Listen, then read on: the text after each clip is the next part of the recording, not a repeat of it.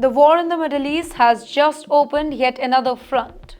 Now, for months, we have been talking about Gaza, Lebanon, and even Iran.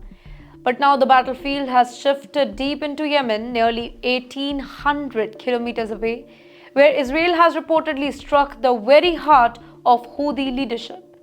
Well, according to reports from Yemeni media themselves, their Prime Minister of Houthi movement, Ahmad al-Rahawi, was killed in an Israeli strike on Thursday night in Sana'a, the Yemeni capital. But the big thing is, he wasn't alone there.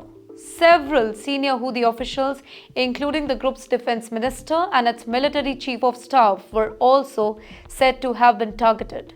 Some reports even claim that up to 10 senior ministers were gathered in one location when Israeli missile came running down. Now, here's where it gets more interesting. The strike wasn't random. Israeli intelligence had been tracking these leaders in real time, watching as they gathered to listen to a televised speech from their leader, Abdul Malik al-Houthi. Well, the missiles hit the exact moment. The message was crystal clear. We are watching you and we can strike you anytime, anywhere. But the question is, why Yemen and why the Houthis? Let's remember, the Houthis are not just any militia group. Well, they are Iran's most aggressive proxies in the region. Since late 2023, they have fired more than 100 of ballistic missiles, drones and cruise missiles at Israel. They have also targeted international shipping lanes in the Red Sea, putting global trade at risk. Their slogan says it all: death to America, death to Israel, and a curse on the Jews. Well, the man said to be killed, their defense minister, Mohammad Nasser al-Atafi, was more than just a military figure. He had close ties with Iran's Revolutionary Guard and Hezbollah. He was directly involved in planning attacks on Israel, another target. Mohammad al-Ghamari, the Houthis' chief of staff, had already survived one Israeli strike earlier this particular year. So this latest strike is not just about revenge. It is strategic. Israel wants to show Houthis, they want to say that cut off the head of the snakes. But will it really work? That's the question here. Remember, the Houthis have already survived several years of Saudi Arabia's bombing. They have taken hit before, but they keep coming back.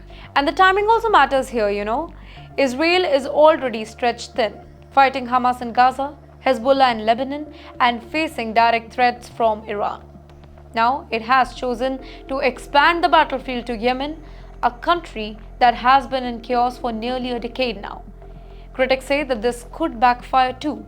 By striking deep into Yemen, Israel risks dragging itself into yet another endless war. The Houthis thrive on being seen as a victim of imperialism. Already, their defense ministry is accusing Israel of targeting innocent civilians and hiding behind the Gaza war just to justify the attacks. But from Israel's perspective, this was about deterrence.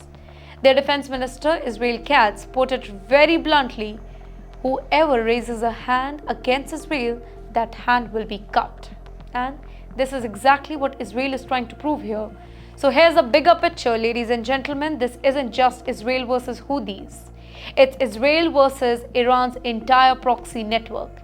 Every missile fired from Yemen, every drone sent from Lebanon, every strike from Gaza, Israel sees the same fingerprints, and that is Tehran.